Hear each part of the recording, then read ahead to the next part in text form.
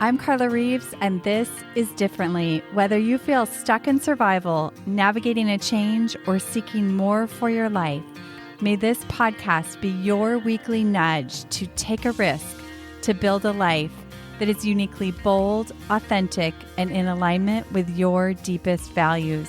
After a decade of coaching individuals from corporate leaders to creative artists to multi-million-dollar CEOs, I'm convinced we are far closer than we realize to what we deeply desire, and it's a willingness to do differently that can change everything. Is there a next step in your life or business that has you shaking in your boots? Do you need some reminders and inspiration to keep going? This episode is for you. My guest and friend Ingela Onstad joins us today, and she understands this feeling firsthand. She's had an international career performing on stage and now equips others navigating and stepping powerfully forward in the face of all those feelings.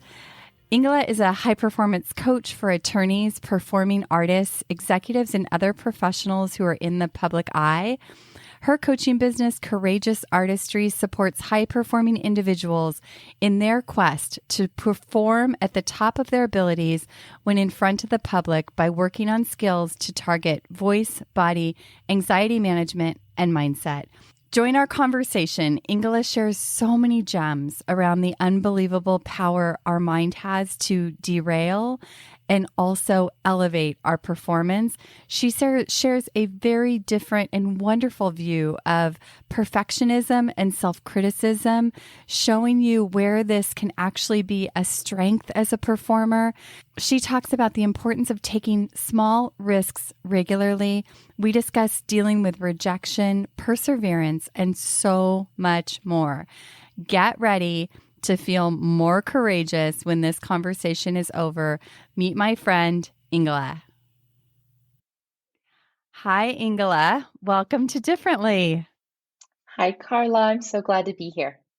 I'm really honored to have you here because we've been friends for a while. We met in the Biz Chicks Mastermind, and then we've continued to just stay connected. And I've deeply appreciated that, both on a personal level and just as a business owner, having somebody like you in my circle to mastermind with and share ideas with and share heartache with and all of the things. So welcome. Yeah. Thank you. And I fully agree with you, Carla. It's been such a lovely friendship. We've never even met in person, but I feel very close to you. And we share a lot about our businesses and encourage one another. And we also know things about each other's personal lives. And it just feels like a really rich relationship. Agreed. So I want to start with something a little bit different today. As preparing for this conversation, I was looking at your website and just all the things that you're doing, and your business name, Courageous Artistry, just really stood out to me like it never has before. And I would love to is there a story behind that name? Yes, definitely. When I was first starting my coaching practice, I came from a background in therapy and then decided to go into coaching, which compared to therapy, the coaching world is sort of the Wild West. Anything goes, you're free to create whatever. Therapy is highly regulated for good reasons. So even just thinking about having to find a name for my business was slightly intimidating because I thought, well, I suppose I don't have to be married to a business name forever, but I am a person who wants something to feel deeply resonant. And my background prior to therapy, it was in the performing arts. I'm a professionally trained classical singer, or opera singer. And I always knew from a young age that in order to pursue opera, I would have to be brave because it's not a guaranteed path. There's no guarantee of any financial security or of any success whatsoever. It's the performing arts, right? Your guess is as good as anybody's. You might think you have skills. Somebody else might think you have skills, and you may still never work. So when I was 18, I've actually never told this story before, really connected in this way. So thank you for this question. When I was 18 and graduating from high school, I got a tattoo of a fire breathing dragon on my back, but it has butterfly wings because I wanted it to incorporate the courage that I would need Mm. to pursue my path, but also the beauty and grace that I would need to have. So I couldn't be all aggression and all charging, storming forward. I had to find a balance. And that theme has sort of stuck with me, that I've had to remind myself numerous times that in order to build a life that I want to live, as I believe we all do, I have to be highly courageous. And I was opening my coaching practice and originally wanting to just work with performing artists on issues like stage fright, I knew that what all these artists needed was not more skills or a better voice or better dancing skills. They needed to trust themselves. They needed to be able to have the resources and tools to calm their nervous system so that when they have their big moments, they can charge forward. They can take advantage of these opportunities instead of getting stuck in cycles of self doubt or indecision or waiting for that mysterious, quote unquote, right opportunity to arise, that they really had to be like warriors. And Mm. so I was sitting around with my husband and we were thinking, what are adjectives or adverbs that really resonate with what I think I need to help people with? And it took me maybe, I don't know, 2 minutes of brainstorming, and I came up with courageous artistry.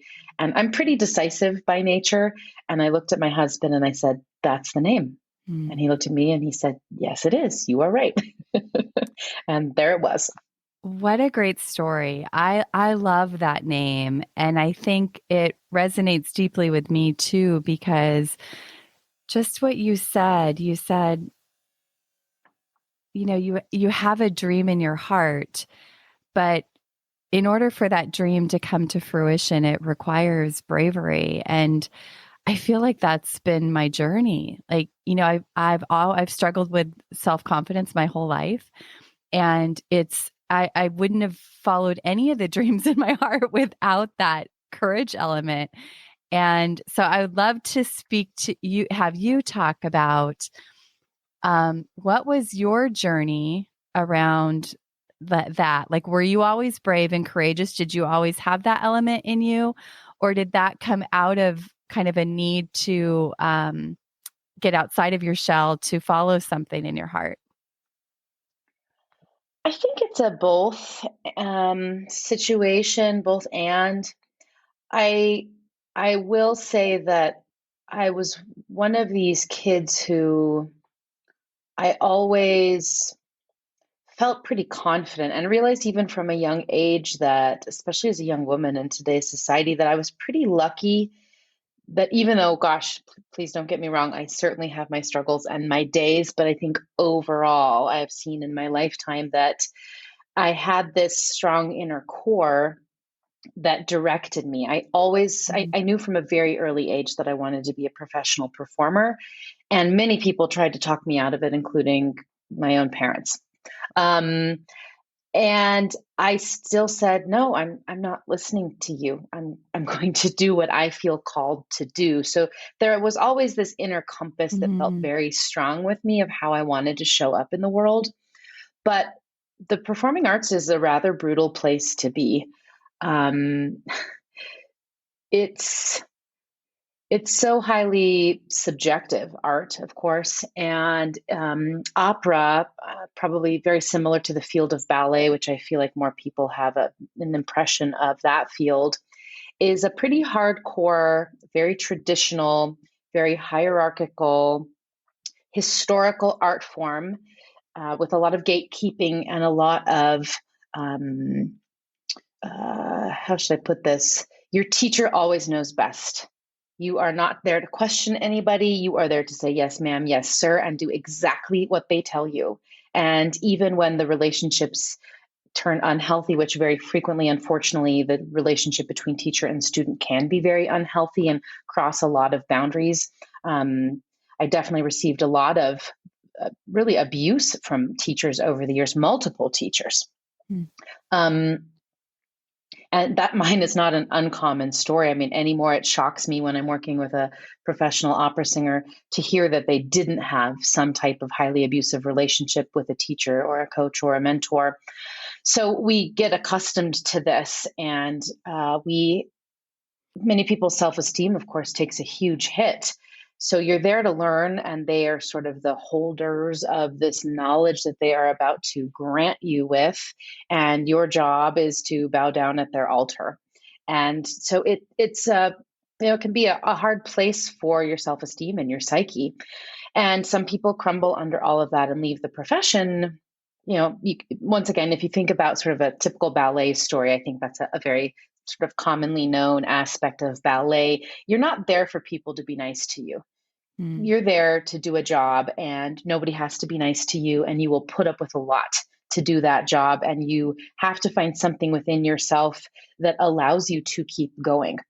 So I Mm. think I was lucky in that I was born with a certain strength of identity and sense of self. Yet, gosh, it took so many hard knocks over the years. And I could see, looking around the profession when I was singing professionally, I could see how much people's psyche was the main component of how they were able to be successful or not successful in the field. And maybe they were successful in that they had jobs and they were singing on stage.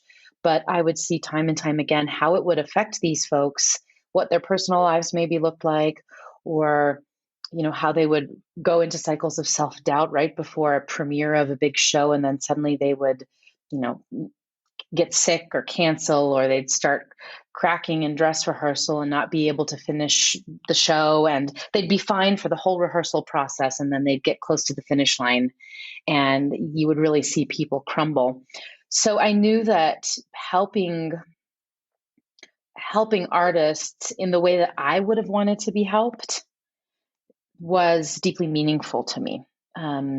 So yes, it's been definitely a journey. I still struggle with my artistic self-confidence. That's probably the area of my life in which I am least self-confident, which might seem ironic because on the surface it looks like I've had a successful career, but it is, my standards for myself there are so high.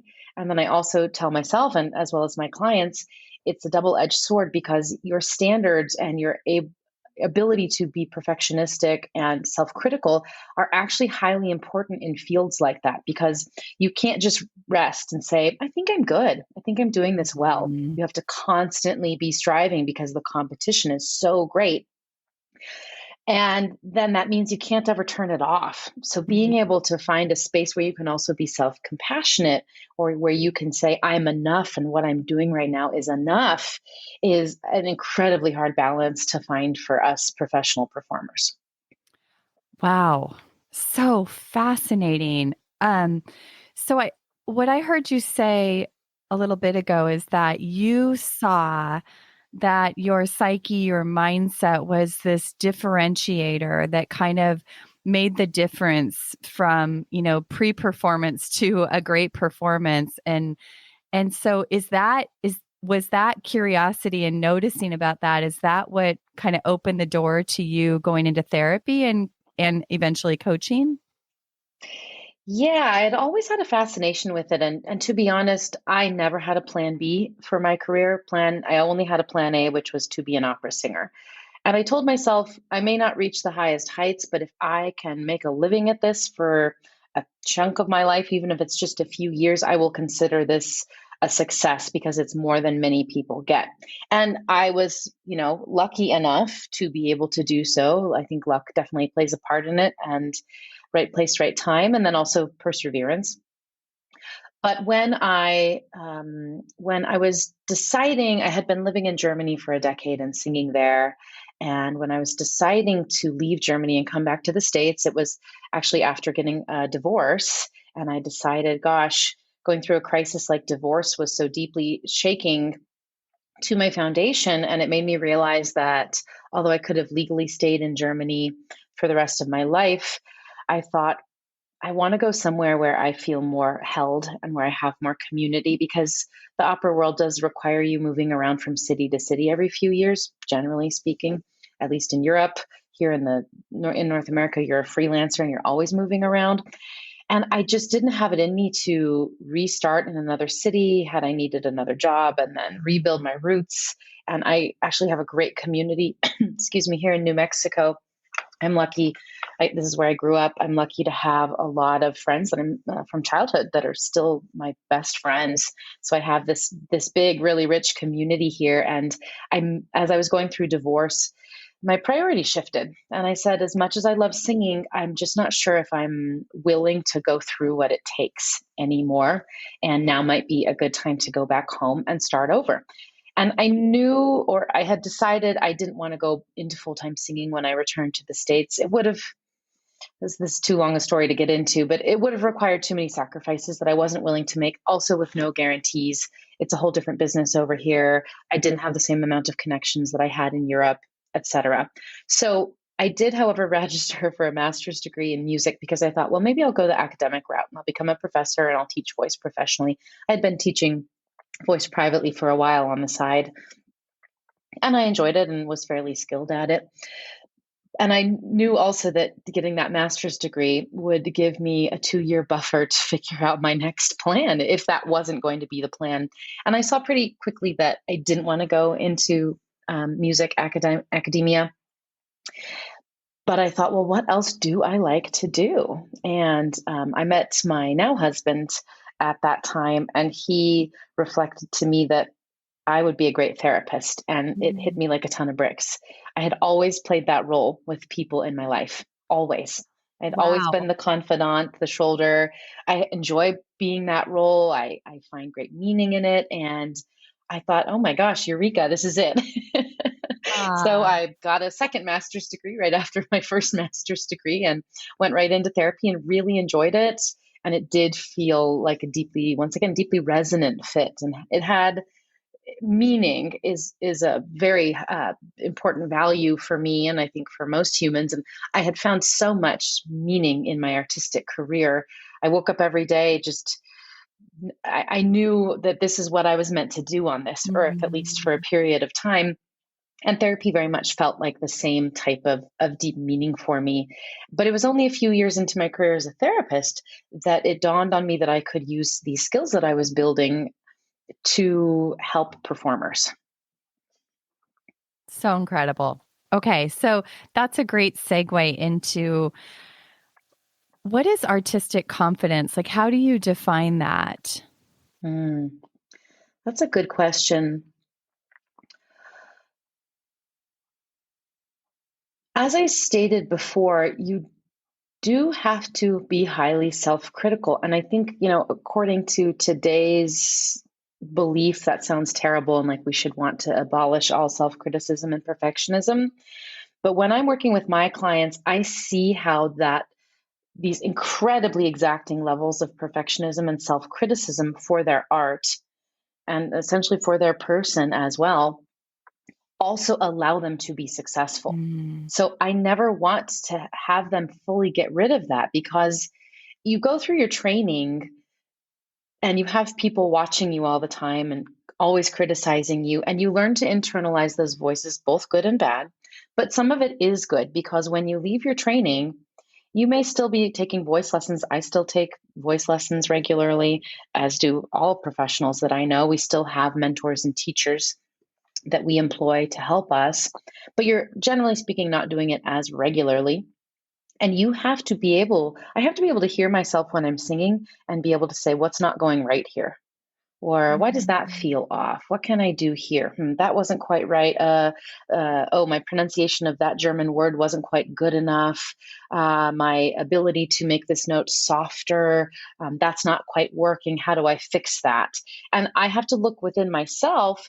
I mean, later on today at 3 o'clock, scheduled into my calendar, is practice time because I have a couple concerts coming up, and I have to prepare for them. I have to be practicing. I'll be sitting here in this very same office that I'm in right now, which is where my piano also is. I will be warming up my voice, thinking about how that is going as I'm warming it up, and then I will be practicing my music and thinking, is this right? Is this good enough? How can I tweak it? How can I make it even better? And that's absolutely necessary in order for me to maintain high standards. But I can't do that all the time, right? So I have to know, and this is my journey as well, I have to know when to turn it off and say, you know what? That Mm, thing I just did was good enough. Or mm. probably more importantly, when I get to the rehearsal period where I'm working with the orchestra and the conductor and sometimes the chorus, whatnot, I still have to be highly critical and always with a mindset of improving. But when I get into the performance, if I am in that self critical part of my brain the whole entire time, I will not be connecting to the music as much. I will be looking at, I'll be too inwardly focused instead of the outward focus of wanting to share this beautiful music with the audience. Because Well, at I that point almost they don't care, right? They just want to be moved and transformed. Well, and I can imagine there's an element when you're actually performing of letting go, right? And Mhm. trusting your Mhm. practice. Yes. Yes, you very much have to find that balance. But if I've only practiced the letting go, or if I'm only trying to let go in that very moment of performance where my nerves are so high and there's a thousand eyeballs on me, good luck. So Mm. it's constantly sort of, for me at least, switching in between how do I find the flow and the letting go? How do I self-assess and improve? And that's a lot of the confidence process. And then there's also really like an entrepreneurial element to it in which you also have to build confidence because no, at certain points in my career, people will come to me and say, I'd like to hire you to do this. Here, would you like to do this? Here's this opportunity. Luckily, I'm kind of at a phase like that right now. But for many years of my career, I was in the phase of, please hire me. Will you hire me? Hey, how about you hire me? And putting yourself out there constantly. And it is a business. You are running your own artistic business. And that, as we know, as entrepreneurs, that takes a lot of confidence. And you have to actually be able to weather a lot of rejection, a lot of no's, and weathering those no's is so important because the more you put yourself out there, the higher likelihood that you're going to be hired for the most part, right? It's really a numbers game. If I send out 100 inquiries for auditions, maybe a dozen will come back and say, yes, you can audition for us. And then maybe of those dozen auditions, one will hire me. Maybe none will hire me. And then I have to go through the next round. So you have to get used to really slim odds and not taking things personally. Because as I tell my clients, um, entrepreneurs or performers, it doesn't really matter. We're not for everyone, and we couldn't possibly be for everyone. If you and I compared our, favorite albums of all times, we likely wouldn't have any of the same favorites, and that's okay. I would say, oh, interesting. Carla likes this type of music, and I like this kind, and it wouldn't be this big moral judgment about you. Mm. But when it comes to ourselves and what we are putting out there into the world, we get into this mindset of, oh, if everybody doesn't love me, then I'm worthless. No, Mm. not everybody is going to love me in any given room, but there will be some people who do. And my job is to continue persevering and putting myself out there until I find the people who love listening to my voice or who want to work with me as a coach. I always like to think about it like the matching game, like the card, as a kid, you played that card matching game. That's Yes, yes, Yeah, like memory. we're just Yeah. looking for memory. Yeah, we're just looking for Hmm. matches. I love that. So I want you to so many good things in what you just talked about, but I want to go back for a second to this idea of like this I love the lens that you're looking through this self-critical nature because I know I have that. I know the people I work with have that. And you're right. There's like this, like it's a bad thing. But what you have highlighted is that there is a strength in that. It's what we have to watch for is when we're overing in that strength, when we're overusing that strength or using it in an area of our life where it's not helpful or it's detrimental. And I think that that's so helpful. So I'd also love you to talk about this idea of, what I've heard my clients call as rejection or the no's, right? Dealing with the no's. If you have any, in the idea of not taking it personally and what are some tips around that have really helped you or your clients to navigate those without getting so derailed?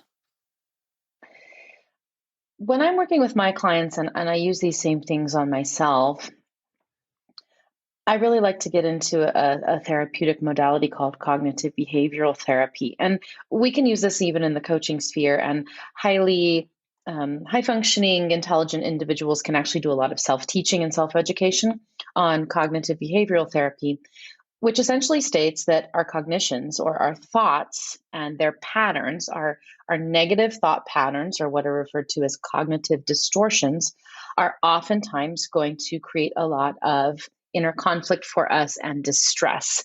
And it's not because things are actually bad in our world, it's because the way our brain is choosing to view things and talk about things is getting us locked into these patterns of negativity. So, for example, if I receive a rejection, let's say I go to an audition and they don't hire me for the job, I have a choice here. I can say, I'm never going to get hired. No one likes my voice. Or I can take out those words, no one and never, and tell myself, sometimes I will be rejected and I have to learn to be okay with that. But if I keep going, likely I'll find some success. So it's about assessing, where am I speaking to myself in ways that are locking me into these, our, our Spirals. thoughts affect our feelings. Yes, these spirals and these patterns are, the way we think affects how we feel emotionally. I would never say that it's 100% responsible for our emotions, but our emotions oftentimes can be harder to change than our thoughts. But our thoughts are literal, in ways, a literal thing that we can take apart and look at. We can sit down and we can write out, what am I thinking about my voice? What am I thinking about my business? And through cognitive behavioral therapy techniques, we can learn to identify certain patterns. They have names like all or nothing thinking, black and white thinking, selective abstraction, etc. And we can start to say, oh, right, that's that type of pattern.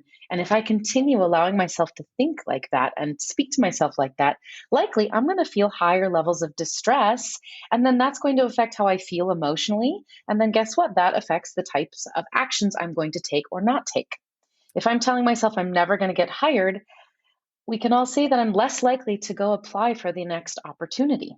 But if I can tell myself, that's okay, maybe next time I'll be more successful, I'm not going to get every job I apply for, then I'm more likely to feel encouraged and keep going. So, learning to take things less personally is really, in many ways, about self talk and how our brain chooses to view the world. 100%. So vital and important. And it's the one thing we can control, right? That's what I Yes, love is yes. you have so much power and influence by being responsible for what you're allowing in your head. And it has, Bingo. yes. So on your website, you talk about how you can be great at your profession, but performance is different. I'd love to hear you talk about that a little bit. What I hear in that is that you can be great at your profession, but then when it comes to performance, maybe you struggle a bit, and that's not uncommon. Yes.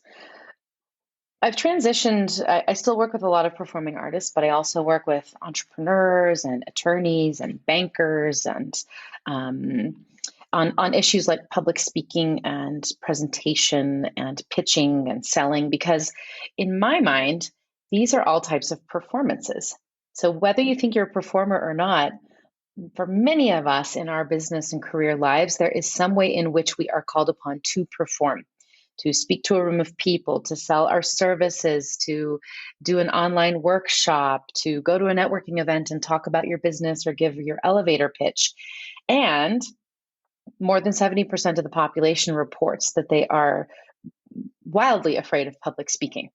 So there we see that we have this internal conflict of, I need to do these things, or I want to do these things to be successful. And it also feels terrible to do these things. And I know many, many people, and I can, take this from the music world as well. I would have students come to me back when I was still teaching, saying, "Oh, I've always wanted to sing." And maybe they're passionately singing around the house, and then they had to work up their courage for years to even contact a voice teacher to take a lesson. So we have these desires and we know we could be good at these things or we could like it, yet doing something where people are watching us and perhaps judging us, which is a part of it, strikes fear in our hearts and activates certain elements of our nervous system that are they're part of the ancient wiring of our nervous system, in which social interaction and what others think of us is actually highly important to our survival, and was even more so thousands and thousands of years ago. But that wiring still remains, that we deeply care about what others think about us. And it is actually a survival mechanism to stay in other people's good esteem and graces, because then we have more access to support and community and mates and resources. Mm-hmm. So this strikes fear in our hearts for a very good biological reason. Makes And to so much say, oh, sense. just don't care about what other people think, good luck. That's just not how we're wired as humans. So what it becomes is, it becomes a matter of learning tips and tools to have more. Sometimes I struggle with the word control, but I suppose it applies here, to have more control or more agency about how our nervous system reacts to these more public performances. And if we can learn how to manage our anxious responses, oftentimes we will feel more successful when we're standing up in front of a crowd. So anxiety management and learning about how anxiety works and impacts the brain and the body and the voice is one of the cornerstones to what I do with my clients, because if they can understand that more deeply, they can, number one, see that they're normal and that these are totally normal reactions. Nothing has gone wrong. And they can also see that, while these reactions are normal, I can learn ways of coping with them that then help me feel calmer and more confident when I'm in these public scenarios. And that's highly empowering. And I love nothing more than when I help a client with something like this, and then they go give their big talk or their big speech or their big performance, and they come back to me and say, "Oh my gosh, I felt so much better." The nervousness was still there, because it's even there for me when I get up to perform. That's not bad. We just don't want it at level 10. Maybe if we could have it at a comfortable level 2 to 5, we're going to get through our task more easily. You know, you talk about how it just, public speaking is like one of the greatest fears for people. And it certainly was for me. I never wanted to speak in public. I just had a message and a mission that grew in my heart, that it just kind of, I just felt like God was requiring me to go share this, and I had to just put on my big girl pants and go do it. And I think over the years, the nerves, like you said, haven't gone away. But one thing I heard years ago was like that energy, that nervousness that you feel, is really necessary in order to actually project your energy and your voice. Like if you're speaking in a room, and that it's also excitement, right? So changing my relationship to that energy I feel in my body was a really big deal. It's really helped me to just do what you were describing. What is one of your favorite kind of strategies for approaching performance differently, that you've loved for yourself or that you've seen really impact your clients? Yeah, what you're talking about is what I would call the process of reframing. And that works really well for some people. And obviously it worked well for you, where we can say, you know, I can't remember where this quote came from, but fear is a compass pointing us in the direction of that which we desire. And it often is. Mhm. We're not afraid about things that we don't care about. It doesn't matter to us. But when I'm afraid to get up on stage, or I'm afraid to take advantage of an opportunity, it's usually a signifier that I want this and I want it to go well. And I'm so worried that it won't go well, that I'm feeling all of this fear around it. So yes, the energy of anxiety and the energy of excitement can be very similar in the body. And we do need some nervousness. I agree with you, or some of that higher energy in order to perform. An athlete needs it to run a race or win a match. A singer needs it to go on stage. A dancer needs it an entrepreneur needs it to get up and give an energized talk in front of a group of people or sell their services.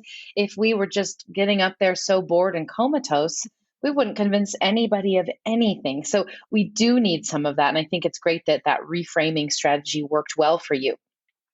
However, for some people, that into excitement just won't quite resonate. It won't land with them. For whatever reason, I'm not exactly sure why. We're all just wired a little bit differently. So for those folks, gosh, there are lots of things that I like to do with clients, but one of the most basic things is how can we prepare ourselves for this opportunity?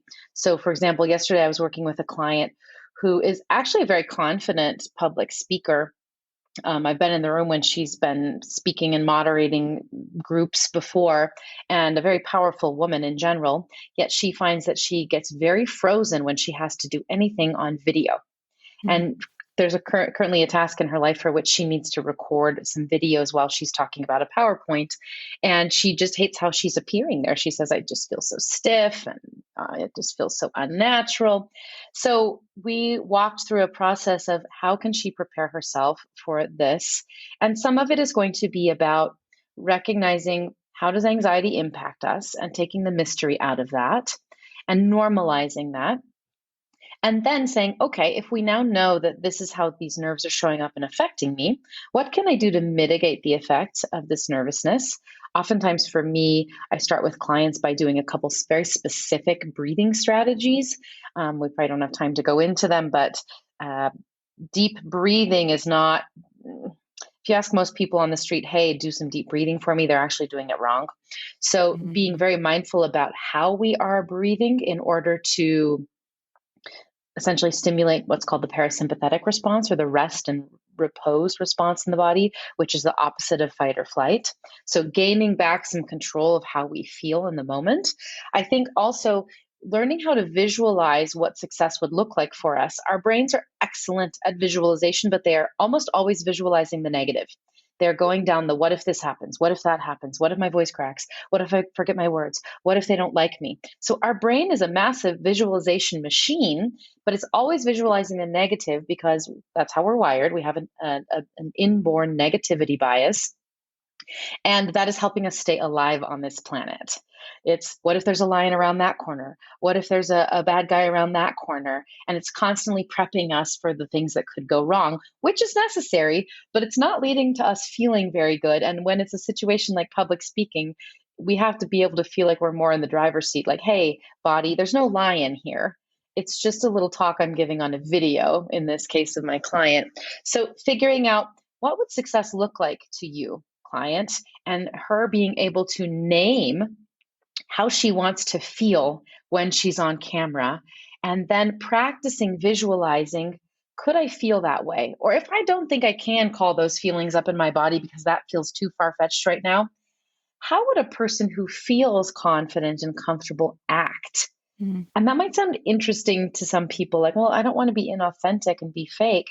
No, we are acting all the time in all of these different ways. When we go into a social scenario in which we don't know people, we are acting. We might not be feeling that way on the inside, but we're putting on, for example, at a networking function for us entrepreneurs, we're putting on a hat. We're putting on a mask, and not in a bad way. We're doing this all the time. We're doing this when we're showing up with clients. We are wearing a different mask or a different version of ourselves when we are with loved ones, with strangers, with the cashier at the grocery store. So we are all acting in some way, shape, or form throughout our day. And we can bring some of those skills also, I call this developing an alter ego, into our quote unquote performances and trying that on for size. And it's not going to feel natural right away. And we're not going to fully get rid of the nervousness, nor are we aiming to. We're aiming to just have an eye for how can I be improving? And then when we're all done with that opportunity, it's really imperative to look back and to focus on the victories. Because what does the brain want to do right away? It wants to criticize everything that it thinks went wrong.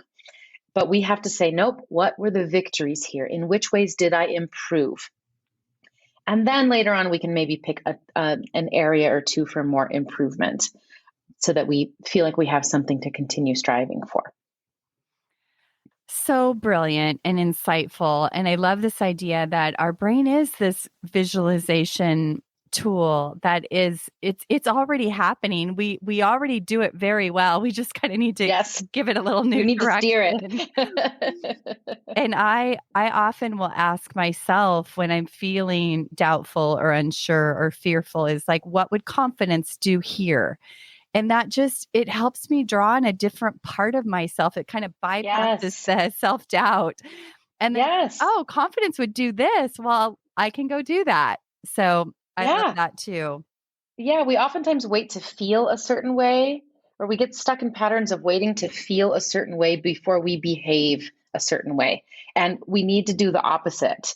For my client, she may never like being on video, but she wants to do it. And so let's try to find a way to make it more comfortable, less stressful, to give her more skills and tools. But she never has to love it, but she has to at least choose to behave as a person who is more comfortable being recorded on a video.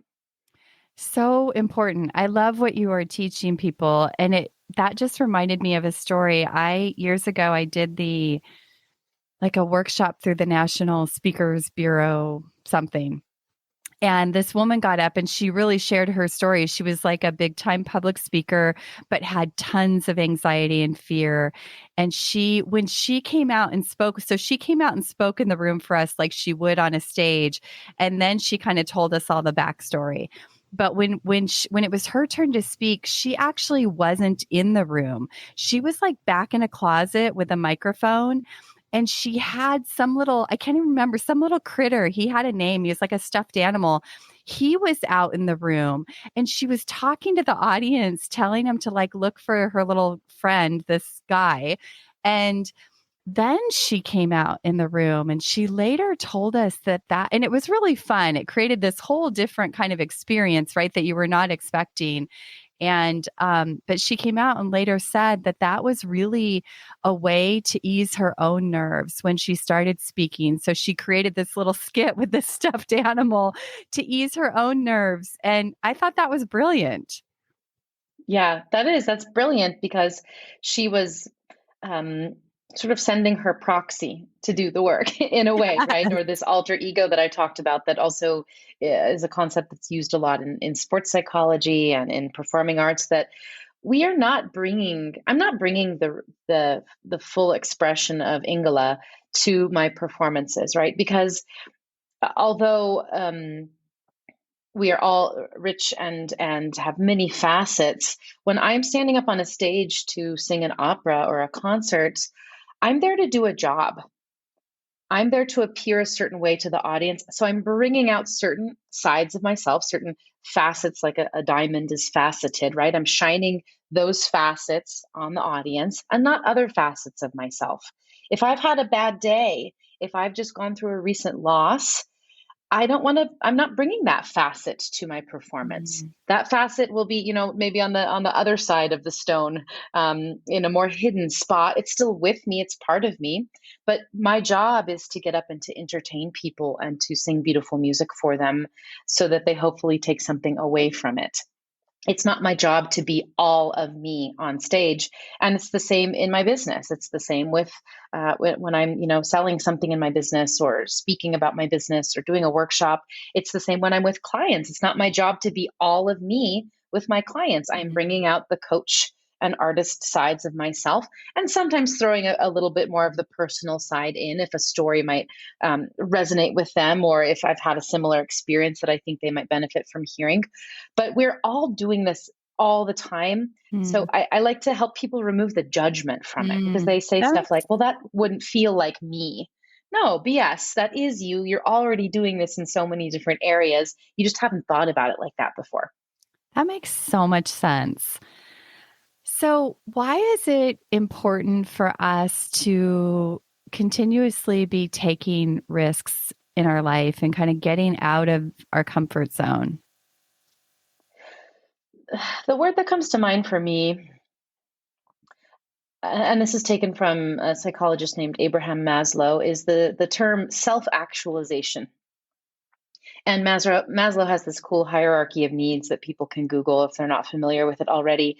And he states that we have to have sort of our basic needs covered before we can worry about, so like, food, water, shelter, before we can worry about safety and security.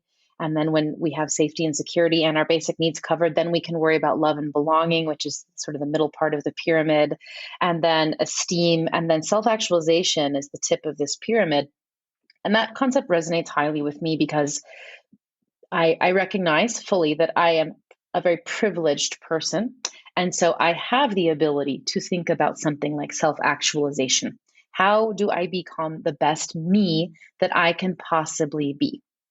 I am, once again, so privileged and lucky that I was, born into a situation and have lived a life which allows me to even contemplate these concepts, because there are many folks in the world, obviously, who are caught in worrying about basic needs being covered and their own safety and security, right? So I just want to address the inherent privilege in this statement that I'm making. However, because I am who I am and I've lived the life that I have lived, a lot of my time and energy can be spent in the higher levels of the hierarchy of needs. And I have the luxury to contemplate how I want to show up in the world and what message I have for people and how I want to be of service to other people. So for me, this self-actualization piece really is something that I see a lot of my clients struggling with. And I believe that it's really a lot of the reason my clients hire me. Many of them are highly successful people whose lives are going quite well in many ways. Yet, there is this piece that they feel like they're not quite reaching. We might be able to put it simply and say they feel like they're not living up to their full potential in some way. Maybe it's the performer who feels like, even though they have a Broadway contract, that they are not as free on stage as they would like to be, or that they get too caught in their heads and too self-critical and can't enjoy their performance enough. Maybe it is the banker who got a raise and has a new position and is doing quite well for themselves in their career, but now suddenly has to go to different branches of the bank and train and speak to larger groups of individuals. And he is struggling with appearing on that stage and feeling like he's doing a good job. Maybe it's the client I mentioned earlier who is a highly successful executive coach, yet freezes up when she's on video. So there's obviously a reason. I love to believe that there's a reason why these people come to me, and it's because they're striving for this top piece that they can't quite reach themselves. And this is not life or death stuff. They could be perfectly happy and survive without it, but they feel compelled to improve themselves in this way, and they recognize that they need some help and support with it, because as resourced and intelligent as they are, they haven't quite been able to figure this one out for themselves. And so that your work together requires them to get out of their comfort zone and take some of those risks, right? Yes. Yes. And that, as I'm sure your work does with your clients as well. 100%. That's some of my favorite. I mean, even in my own life, this like last couple of weeks, courage is like something I value and something that I notice like when I watch movies, like people overcoming and being courageous, like it's always inspired me. And I know in my own life, when I start to feel a little bit stuck or like spinning in my own head, usually it's because I'm delaying some sort of courageous action that I need to take, that I'm afraid to take. And once I take that, then everything opens up, right? Like there's more flow and freedom and movement. And then you build confidence taking those, even if they're small little courageous steps. Mm-hmm. Oh, certainly. Maybe it's sending one email to somebody or arranging one, networking call. The same thing happened to me just this week, Carla, and I had to coach myself through it. I was asked last week to co-author an article in a highly regarded academic journal on peak performance and performance anxiety. And man, did that spike my imposter syndrome, Carla. And right away I saw the email come in, and I know I know one of the editors of the journal. I didn't anyhow, she wrote me this long email and said, we would like you to contribute with this other person, and here's what the article would need to be, and here's how many words, and here's the publication process. And I watched how my brain right away said, I don't think I have time for this. No, I'm definitely, I'm too busy and I don't think that this is a good use of my time. And then, of course, day by day went by and I thought, what's going on here, Ingela? This is a great opportunity. This is an honor. You are Mm. highly capable of writing and co-authoring with support a 7,000 word article for this academic journal. And I just was all up in my imposter syndrome of, I'm not an expert enough. What will I say? Um, I won't find the right words. And it took me kind of waking up on Monday morning and saying to myself, okay, you're going to write them back today, Ingela, and you're going to accept. And now that I've Mhm. accepted, I feel still very scared, but that's okay because I know I am capable of doing this. And even if it challenges me, I'm going to grow through the process. Mm. Congratulations. That's Thank you. amazing. And I love what you just modeled, a concept that I've been thinking about, but it's like this listening to yourself versus talking to yourself, right? And when you Hmm. were listening to yourself, it's like, it's trying to derail us and drag us down. But the moment you started Yes. talking to yourself, you could feel it's like the shift in energy and what's actually Hmm. possible. So, Yeah. And then my brain was able to even think, okay, if you had to write this article today, what are the key concepts you would talk about? And I thought, I love using the $1 million question with clients. If I gave you $1 million to complete this task or finish this project by the end of the day, would you be able to do it? Or by the end of the week, by the end of the month? And sure, if somebody said, Ingela, I'll give you $1 million to write this article by the end of this week, of course I would do it. yes. Yeah, I'd I be able to love come that up with the ideas. I would make exercise. decisions. I wouldn't spin. I wouldn't doubt. I would just take action. Mm. Sometimes I'll set a timer if I have to like just create this 15 minutes. Like you have 10 minutes or 15 minutes to create this workshop outline. And it's always surprising to me. Like it's in there. It's you just got to get Hmm. beyond the noise of the Yeah. mind. Yes. Yeah. I love setting a timer too. That's one of my favorite things to do or to tell clients to do. For a dreaded task, just give yourself, even try 5 minutes and just treat it like a fun game, a race to the finish line type thing. Okay. So tell us a little bit about how you work with clients in case there's somebody listening who is really interested in what you've been talking about. What would you want them to know? Well, thank you for giving me this opportunity. I strongly feel that the clients who are meant to work with me will find me, and that I really like to base things on a right fit model. So therefore, I like to do a free consultation, 30-minute free consultation with prospective clients, because you're either going to feel like I'm the right fit for you or not. And if I'm not the right fit for you, wonderful. I encourage you to go find the right fit. So I I like to agree. chat with people for 30 minutes and get a feel for what they're going through and talk about what I have to offer. I work with clients either in a 6-month coaching program in which we're meeting twice a month, and there's support of a software platform that you introduced me to. Thank you for that. In Mhm. between with videos and worksheets and as much or as little support in between sessions as they would like to have. And I also do an intensive coaching package for professionals who oftentimes it's professionals who have an upcoming event that they would like to prepare for, and they want my help in doing so. And that's really fun work too, because we get to get in there, get our feet wet, and really establish a lot of change in a quick amount of time. And that's a lot of fun too. And then, some of my clients have been ongoing with me for years, and they enjoy being able to have somewhere to come that is, I like to say, obviously my therapy background informs my coaching practices, and I like to joke with my clients that I'm like a therapist but more bossy. I like that. Because I'm unlike when I was a therapist, I am if I feel like my client is ready for this, and not everybody's the right fit for this, of course, and some people really do need the fit of therapy, or coaching and therapy together can be a powerful combination. But I'm going to encourage you to take action and to take risks. They can be as small as you want them to be, but we want to see you moving forward and trying out new things to build those new muscles. Beautiful. And people can find me on my website, I was just going to say. courageousartistry.com, or Facebook, Instagram, LinkedIn under my name, Ingela Onstad. But yeah, you can find me everywhere under Courageous Artistry. And then all your singing career, you have another website, Ingela Onstad. Yes. We'll put Mm-hmm. all of Yes. that in the show Yeah. notes.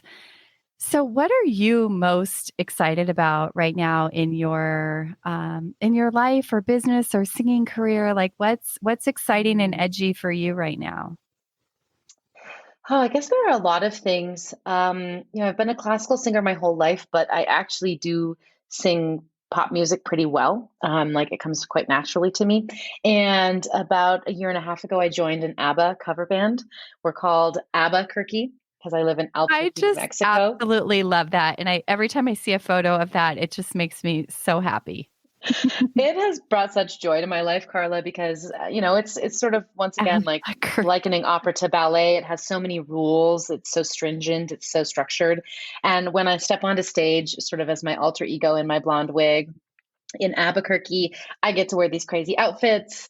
We get to sing these fun concerts. My bandmates are all friends of mine, and it's just so joyful. And I love being able to make art in this different way that feels more carefree, and I have way less judgment that I bring to it. So it's really inspired me actually to think about my classical singing differently as well. How can I bring the same attitude towards my classical singing and the carefree, the freedom that I feel? How can I get more out of that judging, criticizing mindset and more into the enjoying mindset?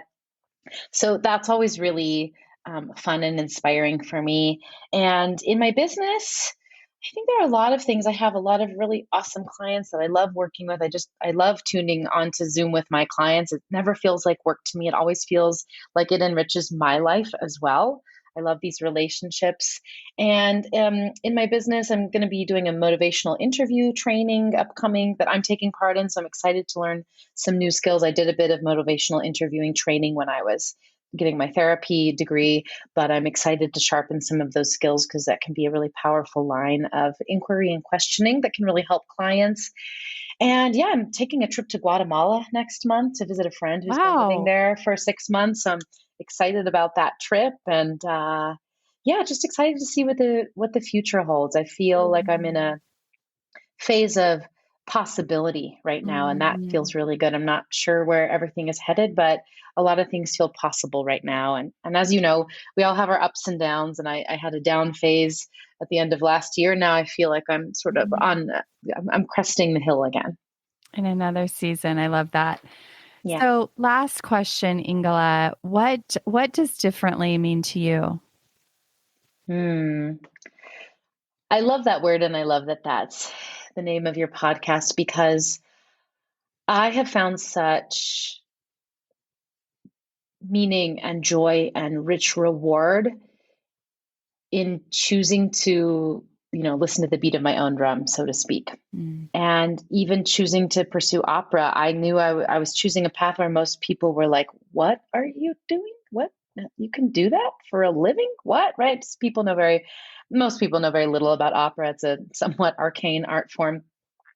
And so I love that the word so differently is just it's an ethos. It's how I approach my life. When I left my therapy career, which I could have stayed in and had a really stable thing going for a long time, it was because I wanted to do something a little bit differently. I felt compelled to live the life that I wanted to live. And I always am hearing these internal voices that are steering me in a direction that says, yeah, this might not be the traditional path, but your path is a little bit over here. And my job is to listen to that, and then to work through all the difficult feels that come up around that, and the fears and the doubts and the anxieties, so that I can continue living a life that feels really true to my own self. Beautiful. So, what a lovely conversation. I feel like I learned so much more about you. And I know my No. listeners just got such a peek into your world and your life and your brilliance. And just this whole, I hope that people are inspired to either follow that thing in their heart that they've been knowing is there, but not following, or taking something they are following and just going a little bit bolder, a little bit, take that next courageous step. So thank Yes. you. What's the worst that could happen, right? That's right. Thank you so much for spending time with us. And I can't wait to hear where things are going for you, because I can feel that energy of possibility and what's next, what's brewing out there. Thank you, Carla. And you're such a gifted interviewer and such a lovely, warm, thoughtful friend and colleague and mentor to me. And I really appreciate you and what you're doing. Thank you. Have a great day, everybody. Hey, thanks for tuning into this episode of Differently. I hope it stirred your thinking, and I invite you to take one inspired action from something that stood out to you. If you want to hear more conversations like this, be sure to hit follow on your favorite podcast app. And if this episode could impact someone you know, please help us spread the word and pass it along. Remember, new episodes drop weekly. See you next week.